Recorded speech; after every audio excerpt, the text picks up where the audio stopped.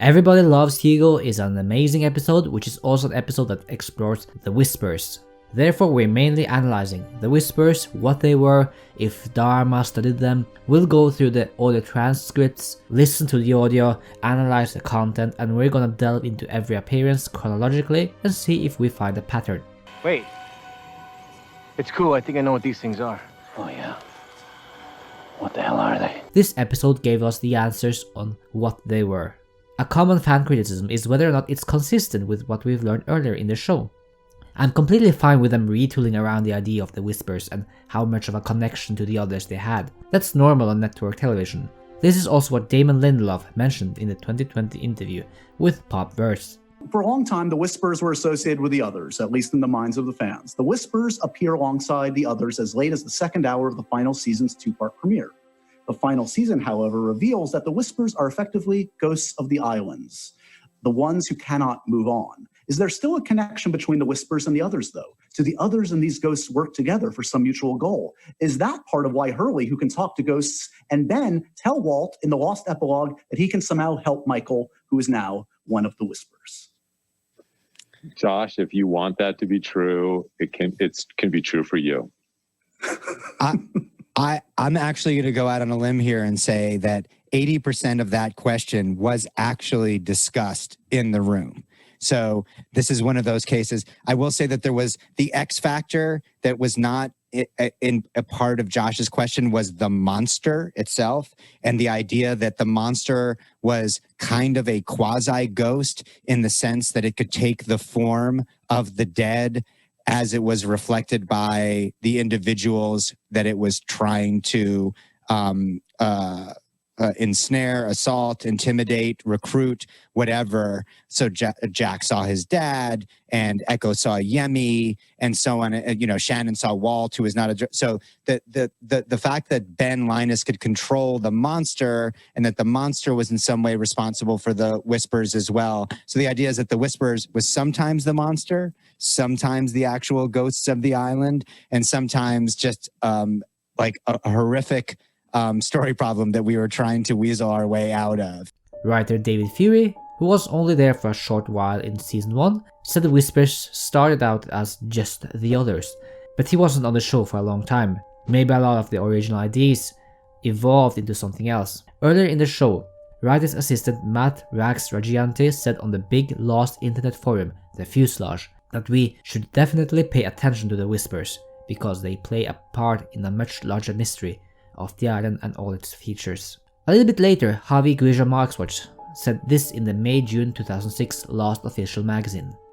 That falls into the mysterious nature of the others, and as their mysteries begin to unfold, some of those things that we've planned around them will be explained. The fans want to know if you slow it down and filter through an audio program, will you get important clues about the show? And the only answer I can give to that is, well, slow it down, filter it through an audio program and see if you get important clues about the show. I still think it works with them being ghosts that are stuck on the island, and this was talked about amongst the fans for a long time. Perhaps the biggest analysis of the Whispers was this mega thread on the Fuselage, a gold mine, and seeing as the Fuselage, this enormous fan forum, disappeared in 2019. It was pretty much like watching the Library of Alexandria disappear in front of our eyes. We only have this from the Internet Archive. The amount of work is absolutely insane. People were filtering out the audio to find sentences and clues. There were a couple of people who mainly did this, mostly RV Turnage and Penyorse, and those transcripts are the ones that are listed on Lostpedia. I tried to go back and double check, trying to re-listen to it, and in this analysis I will focus mostly on the ones that you can clearly or faintly hear. I think that there is a degree of Apophenia here, finding meaning where there is none. For instance, in these threads there are suggestions of whispers in the growls of the polar bear.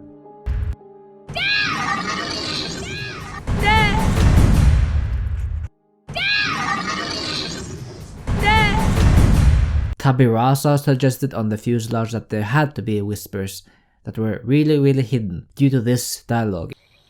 Don't think that whistle's working, John. You can't hear everything, Bone.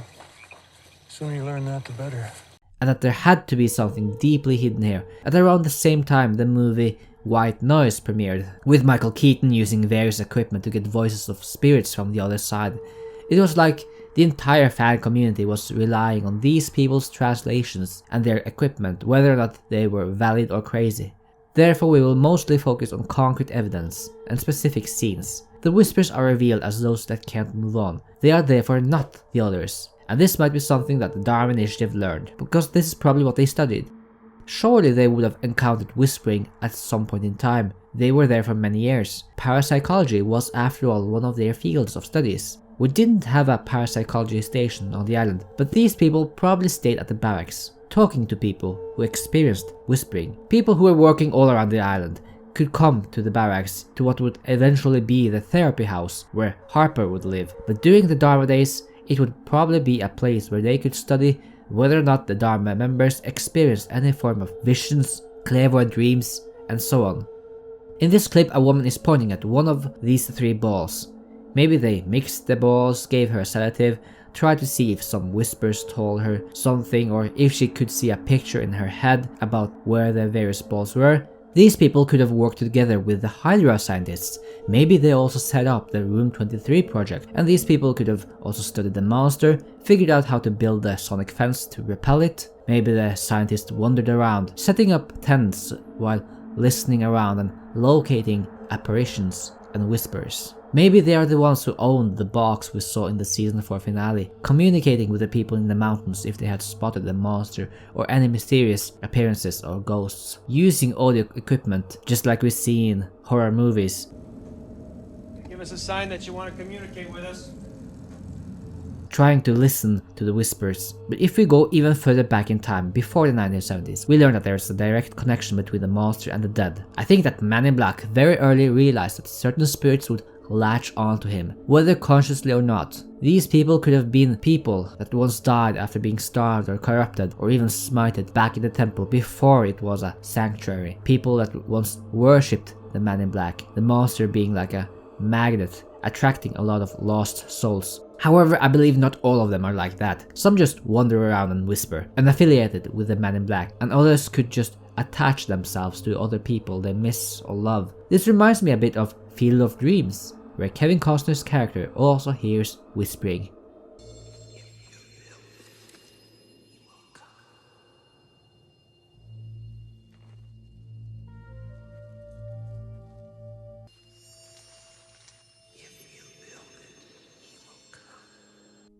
A mystery in the film. We don't even see this individual, but he hears it and builds a baseball field here, and various ghosts start appearing, all the baseball legends. And I'm not gonna spoil the film, but it does have a heartwarming message, which you can liken to the themes that we see in Lost. Field of Dreams is not the only movie with whispering ghosts or presence of them, and maybe some of the whispers just need to be close to people as friendly spirits. Sam? Ollie? I can hear you. Or vengeful ghosts for those that caused their death. Let's look at it chronologically. Solitary, the first appearance of the whispers. For me, it's the same whether or not it's the Man in Black's ghosts or regular Field of Dreams whispering ghosts. They don't lead Saeed to any traps or situations where he would be killed.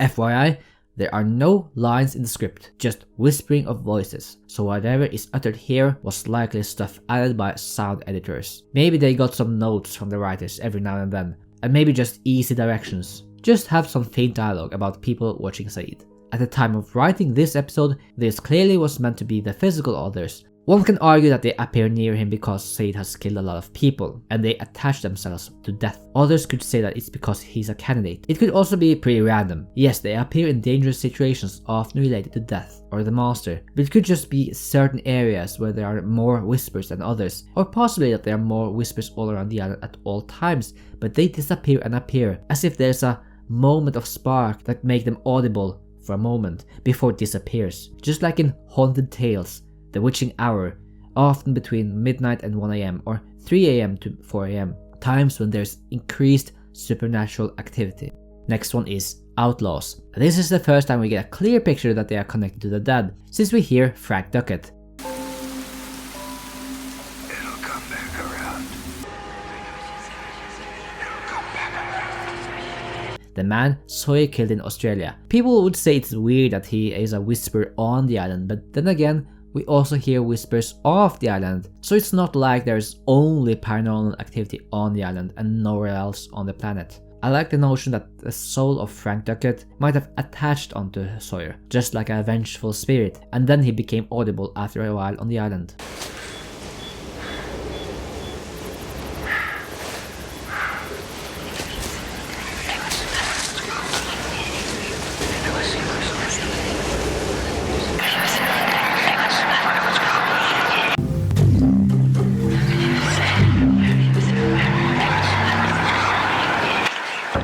I like the notion that when Sawyer chose not to kill the boar, Frank Duckett's whisper ghost, who was not magnetized or picked up by the man in black, managed to move on to the afterlife. Man of science, man of faith. Now here's an odd situation. The whispers are near Walt. If you are under the impression that all of these Walt appearances are not him, but somehow projected by the man in black, kind of like showing the altar boy to Echo in season 3, then that works totally fine with the whispers. If you don't follow that theory and like to think that Walt managed to appear using his powers, maybe knowingly or unknowingly, to Shannon, then why did it accompany the whispers? It's almost like the effect of you feeling the hair rising moments before a lightning strike. It's due to you being in an environment charged with electricity, that for certain characters and places, the surrounding area becomes audible. The characters within that bubble get extra sensory perception, just like certain characters are not able to see the lighthouse as if it appears when you are ready, just like Heart of the Island in the bamboo field. There's certain moments where that dimension opens up and the whispers can be heard for a slight moment before the special one, Walt, appears. And then that moment completely shuts as soon as Walt is gone, as in that area becomes electrically charged for a moment and then discharged.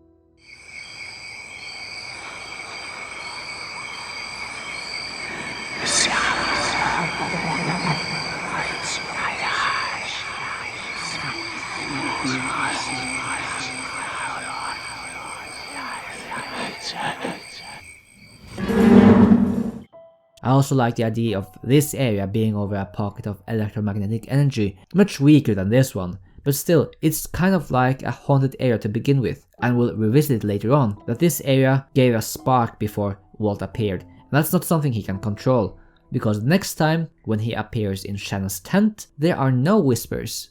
They only appear later in the episode. That was quick.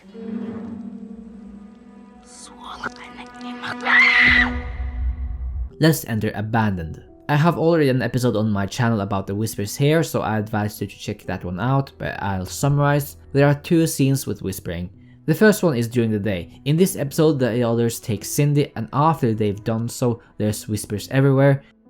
Even though the others were here moments ago, it seems weird if it was a device or something that they would activate after taking Cindy, because they didn't whisper when they took Walt, or when Ethan approached Claire and Charlie, or at the attack later, or when they took the Tailenders, or confronting the A-Team in the hunting party, or before they grabbed Saeed and Kate. Therefore, I don't think it's a conscious choice by the others, at least not anymore. I'll come back to that later. The monster could have sensed that Sawyer, a candidate, was on the brink of death, and therefore his whisper followers, the Dark Souls, appeared near Ana Lucia's group. And if we go by the transcript, they even mentioned their names.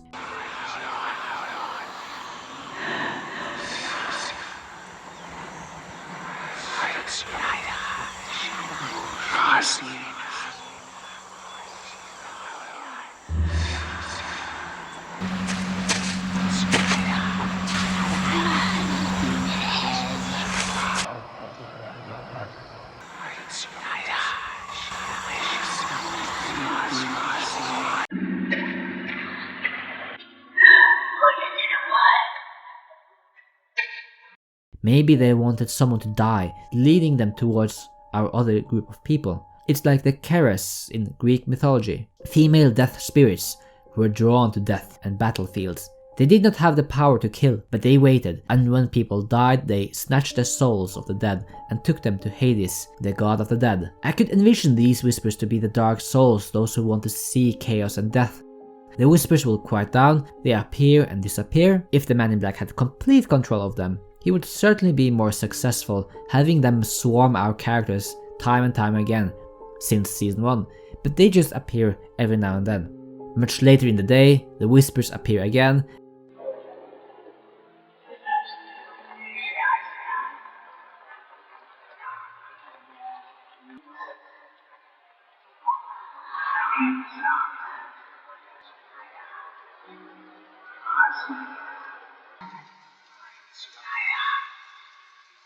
And maybe this group of whispers activated by the presence of Walt ended up being fused with Man in Black's followers who were making sure that they guide Ana Lucia into killing Shannon, one of the candidates, because they stop whispering as soon as she kills her, as if that audible zone closes immediately at the moment of death, just like the audible zone immediately closed as soon as Walt disappeared in Man of Science, Man of Faith.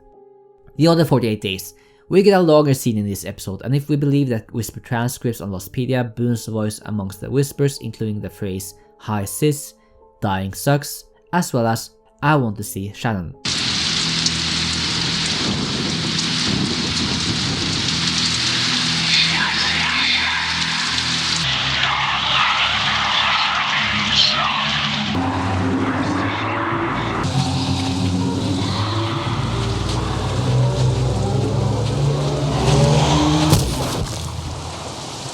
Therefore, we can look at the possibility that Boone was a whisperer and was let go at some point, maybe after Shannon's death or after Locke saw him in a vision. The whisper transcripts suggest that there's whispers in the 23rd zone, inside the smoke monster cloud, and while Echo is staring at him.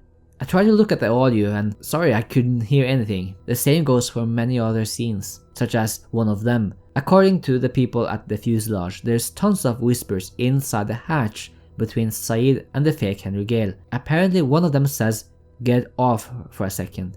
In between, Saeed says, "Tell me about this balloon," and Henry says, "What?" Tell me about this balloon.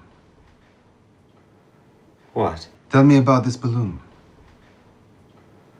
What? Tell me about this balloon. What? Yeah, I don't really buy it. The next instance is in a dream, in Fire Plus Water.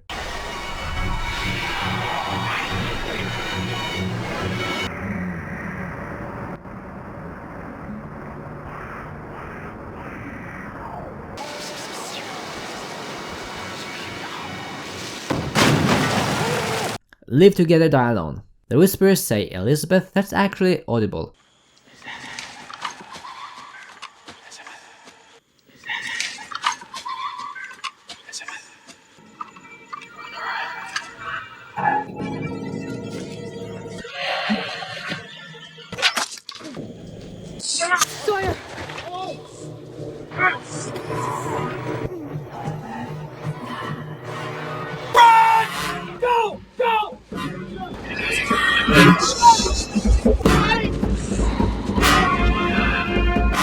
Was there someone calling for Libby, another whisperer who learned her name, or was affiliated with her? The appearance of the whispers here is a bit debatable. Either Man in Black's whispering ghosts came there alongside the others, or there are certain people amongst the others who still have this aura, almost like Walt, who can almost charge this area with paranormal activity before they start attacking. What if there's something they wear, or bring, or do that opens up the realm? I feel like the whispers are kind of like that. If they were conscious about helping our people, then surely we would hear them more. Or in the opposite way, if they truly want to lead people to death, we'd hear it constantly when our characters were walking through the jungle. A tale of two cities. Let it go, Jack. I think this is the mind playing tricks with Jack, but you are free to choose that some whispers are on the other side, on the other line, and manage to access the intercom alongside the voice of his father, as if for a minute the intercom is possessed. The man behind the curtain.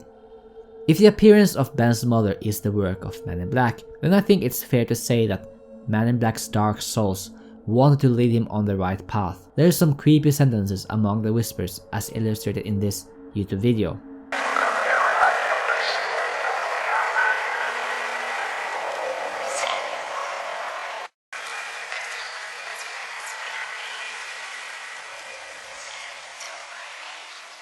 Letting him meet the others would lead to situations that benefited the Men in Black.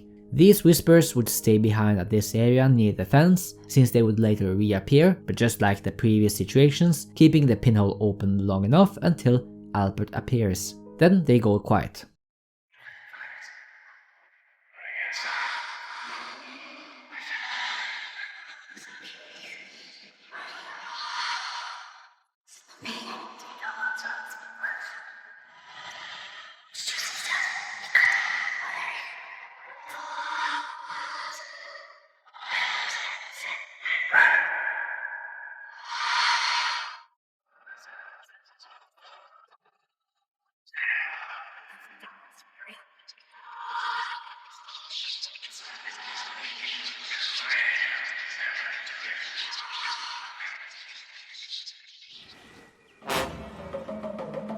To the looking glass. Same situation as Shannon seeing Walt, as if that area suddenly got paranormally charged in the appearance of Walt, and we just wound up in a conversation amongst the whispers, with one of them saying, "Naomi, I don't know that name."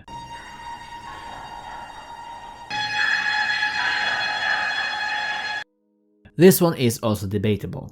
Some people think this is the Man in Black, and some think it is Walt, who is projecting himself from New York, and his tall height is just one of the things that got warped. You know, last month Walt was speaking backwards. He doesn't do that anymore. He got that under control, but something else was changed. It's interesting that this audible realm of whispers is created here, near John Locke. I think that Locke is one of the characters who actually managed to create this at will. When he was in the Sweat Lodge, he opened up his senses to the point that he could be more in tune with the island, getting the extrasensory perception. The beginning of the end.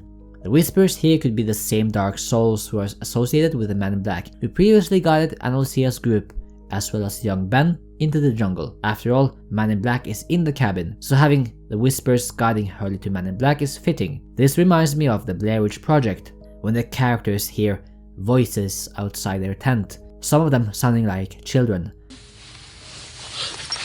Jesus Christ, look, it's... Oh, Jesus Christ. Let me get my jeans on. Take the video camera. No, get the dot ready.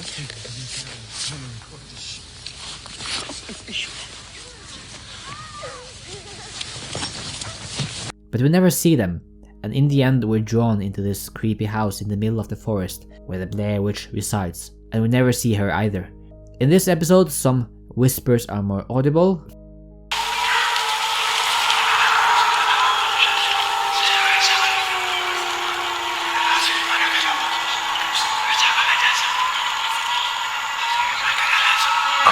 Fun thing with this guy saying it's January 7th. I think we just walked into a conversation where he talked about the day he died, because it's not January 7th on the island. One thing I have to add as a small edit here, by this point in time the two people who mostly did the whisper transcripts on the Fuselage, RV Turnage and Penyars, stopped doing them. I assume they just lost interest or stopped watching. Maybe they thought it was a waste of time, and at this point websites like Dark UFO grew more in popularity, and several other people started fiddling around with equalizers trying to decipher the phrases, like Sarah and Chelsea. And guess what? Several people came to different conclusions, such as this one for the beginning of the end. So as always, if it's not audible or completely discernible, you should take it with a grain of salt. Just like my previous example of the man behind the curtain and the scene with Ben before he meets Richard. The other woman. This is also one that could be argued whether or not it's the Man in Black. If you believe Harper is the monster, then that works the same way. He's around and the whispers follow around. If not, same situation. An area and situation that gets charged for a brief moment and then discharged. Paranormal activity can happen within that zone. Some of the whispers are discernible here.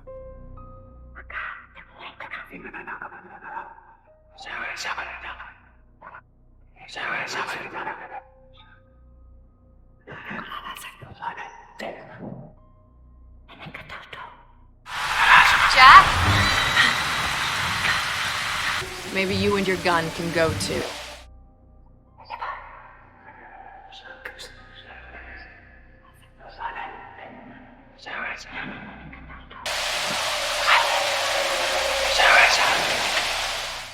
So far it seems like there's a lot of observations and vindictiveness. They talk to each other about what is going on, what they're going to do. Meet Karen Johnson. In this situation, Michael hears the whispers off island, at first in New York and then somewhere in the middle of the Pacific Ocean. It's not like paranormal situations can't happen off island, but that means this is not Man in Black's doing, nor is it the others, but ghosts that follow Michael around. There are no whisper transcripts for the hospital scene, and I don't think I can hear anything substantial other than the same audio clip that was used in The Other Woman, where someone is whispering somebody's coming or someone's coming. On the freighter it's the same thing.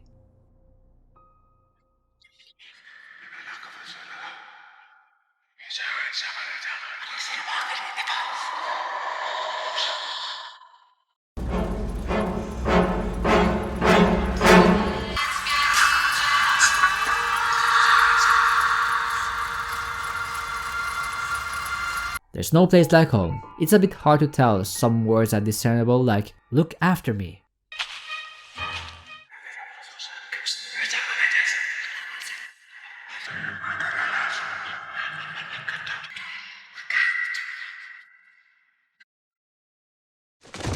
Did the others plan to have whispers over here? Is it possible that there is someone amongst the others who have the ability to electrify the area and let the whispers be heard for a brief moment of time? But it only works briefly, because as soon as the first guy, Coco, die, the whispers stop. This is the same situation as the whispers surrounding the characters before Shannon died. As soon as Shannon died, it stopped. That pinhole can be opened, giving everyone extra sensory perception until death happens, the monster appears, Walt appears, or Richard appears. And despite this scene happening with the others, this is also the classical ghostly behavior, especially when you have a bunch of characters in one area, for instance a house, and several ghosts manages to turn the characters against each other. The next time we hear the whispers is on a freighter. It is not on the island, but within the island bubble.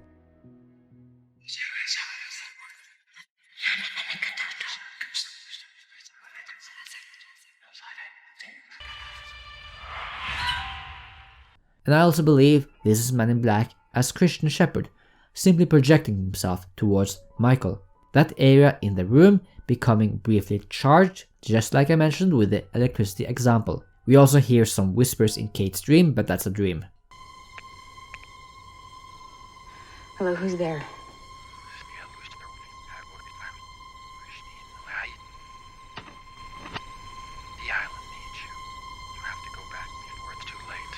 Namaste. This is yet another example of the whispers who follow Man in Black. You could liken them to the dead men of Dunharrow in The Lord of the Rings, who would only answer to the ear of Isildur. Fun thing about the transcript, apparently a whisper says Sawyer's coming. Could it be that they thought Sawyer would come into the barracks, but it was Lapidus instead? Another one say, we've gotta do it again without him.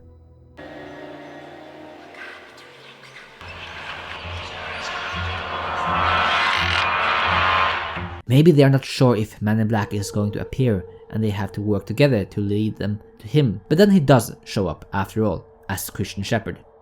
Dead is dead. Now we don't hear whispers in this episode, but I want to mention it because Ben says this.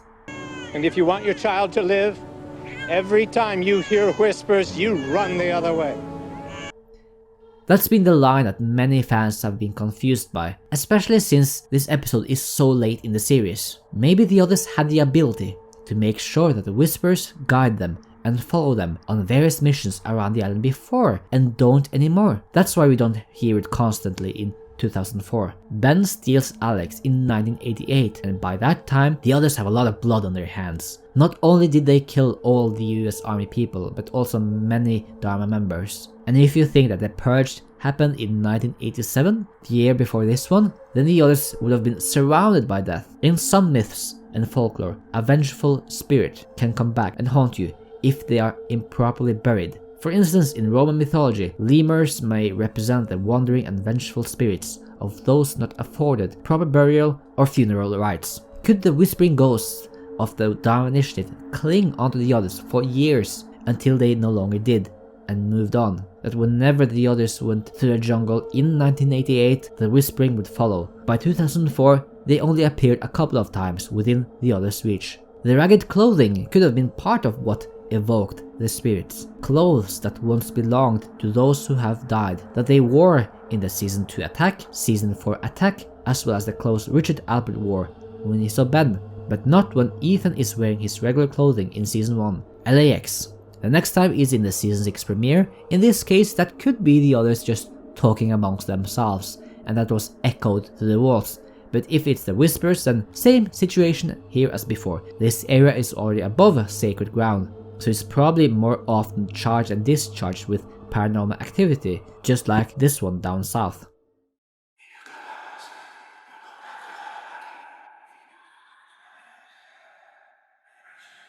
Everybody loves Hugo. This is the last time we hear the Whispers. I love that it sounds like they call his name.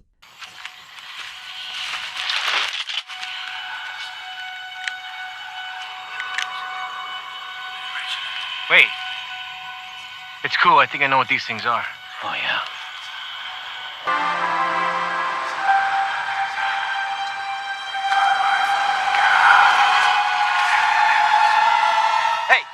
This time we also learn what they are. Some people disliked the answer, but I actually enjoyed it. I was honestly prepared for the Whispers to remain ambiguous and unanswered on the show, and was completely fine with that, like this mysterious blanket, a ghostly sound effect around the Master, the others, Walt, and so on. I know a lot of people were dissatisfied with how it was executed, and I can understand that. Maybe there should be more bravura about it. For instance, Hurley walks through the jungle and ends up here, at the ruins, which would likely be a giant meeting place for many ghosts, lost souls who wander around an ancient structure, and the show would crank it up with cameos. I would have loved to see Nikki and Paula again, still bickering after their deaths. Or maybe a paranoid Radzinski with old man makeup, rambling about the hostiles, DHARMA stations and other stuff. And some background cast with army uniforms, 1800s clothing, maybe have Jonas Whitfield here, maybe someone in ancient clothing to suggest the diversity of cultures and history,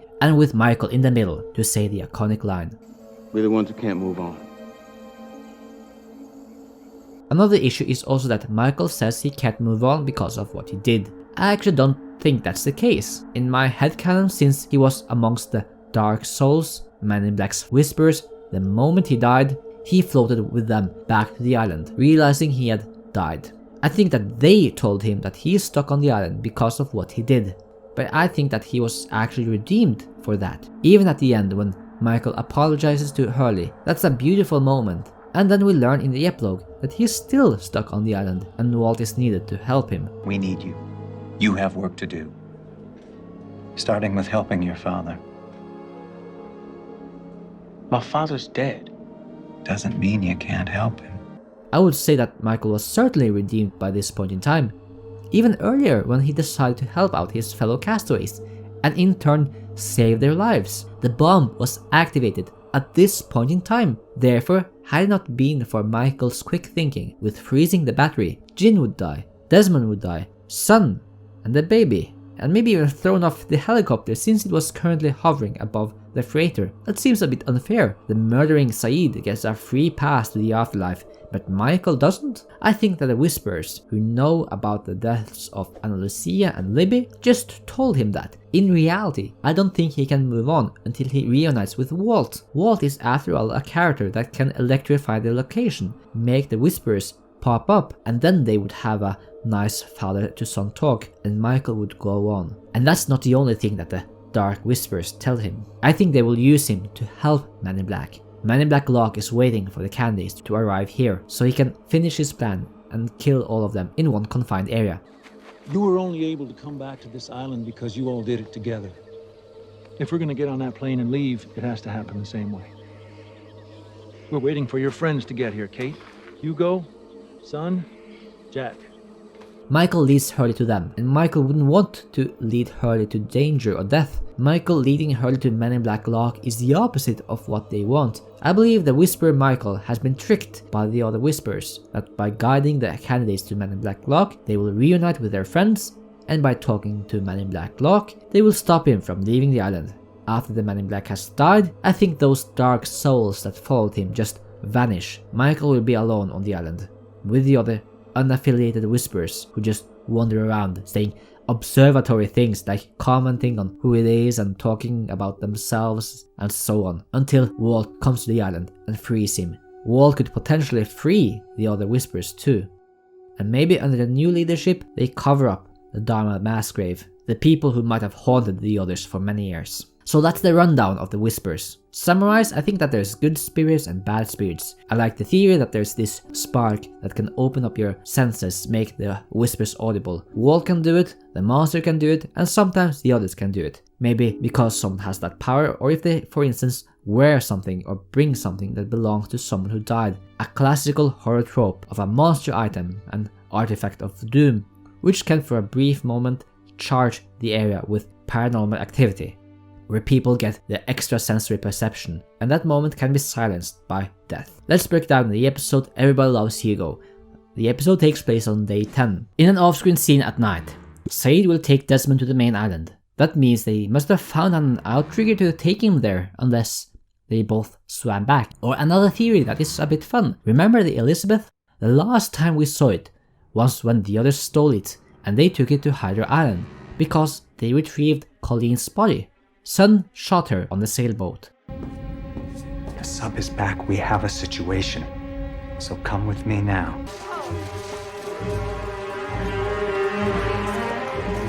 So if nothing happened to it in a 3-year time span, it should still be at Hydra Island. Probably somewhere around here near the submarine dock. Men in Black Lock could have told Said about it, that he should bring it back to the main island, because they would need a bigger boat to sail to and from Hydra Island anyway. And Said finds it, sails with Desmond to the main island and parks it over here. There's a boat moored just a few hours down the shore from here. I want you to get it. Hurley visits Libby's grave. Ilana approaches him and tells Hurley that they are going to the Black Rock. Hurley is then approached by the ghost of Michael, who warns him that if they follow through with Richard's plan to destroy the plane, people will die. Also, fun thing, all the other graves have crosses with the exception of Nikki and Paolo. Also, due to Ilana's comment a little bit earlier, means that there's an off-screen scene of Ilana going to the Black Rock. But is she going alone? You ready to go? Once I'm back, we're leaving. Where are you going? The Black Rock. And then there is a cut to a flash sideways scene, and the next scene is this. All right, let's go. We have to make it to the outriggers and across the channel to Hydra Island before nightfall. You have the dynamite. 4 sticks. Enough to destroy the cockpit and all the instruments. By the looks of it, Richard did not go to the Black Rock. Another way to look at it is that it seems like Jack and Ilana went to the Black Rock in an off-screen scene, while Hurley stayed behind. Jack and Hurley know about the danger of dynamite from their last expedition, and since they move quicker than they did in the season 1 finale, I think only Jack came on this mission, because he's not afraid of dynamite sticks. After the scene in Dr. Linus, Jack also knows the way to the Black Rock. Or the other situation, Ilana went to the Black Rock by herself. That is also plausible, seeing as all the dynamite sticks are in her bag. She didn't split them between her and Jack like they did at the Exodus mission. So that is also a plausible scenario. Since I expressed my theories that Ilana was on the island when she was young, she probably knew about it too. Nothing is more important than this. That thing is evil. And God help us if it ever leaves this island. Because if it... At Man in Black Lock's camp, Sawyer and Kate express frustration. Man in Black Lock states that they can only leave once Jack, Sun and Hurley join them, and until then they must wait. I think this is where the Whisperers come in. Man in Black Lock might sense that they will guide their friends sooner or later to their camp. Said returns and then they walk, and then he shows him Desmond. Back at the beach camp, the group debates what they should do in light of Ilana's death. Richard suggests they could carry on the plan, journey to the Black Rock to find more dynamite. So they start a trek there. Hurley manages to get in front of them and lies the dynamite. Richard realizes Hurley has gone missing. Hurley runs out of the Black Rock, which blows up. Then the group split, with one team going to the barracks and one to see Man in Black Lock. Upon freeing Desmond and sending Said back to the camp, Man in Black Lock takes Desmond on a walk to show him something. It's not that far from the camp anyway. It's a well. We have not been here before on the show. He throws him down the well. It's a good thing you do, dude, because I have no idea where I'm going. In the jungle at night, they will go through here, pass some mountain pass. They hear the whispers and we get the scene we talked about. This fits with the geography of the island, that the group went in this direction, that they are up on a hill and can spot the camp not too far from the ocean. It's fun that they actually went in more or less the correct direction. I know Hurley said he doesn't know where he is going, but he is more in tune with the island than he thinks. He still led them to the right area. Ghost Michael could have said, oh, you're way off, the camp is a day's journey that way, but they are in visible distance anyway. Man in Black Locke returns to their camp, informs Saeed that Desmond is no longer worried. Hurley approaches the camp and signaling out for Jack, Frank and Son to emerge from the jungle. That's it for this week. Next week we'll explore the last recruit, look more into the sickness that has claimed Saeed, and other character journeys. See you then, and please subscribe for more island exploration.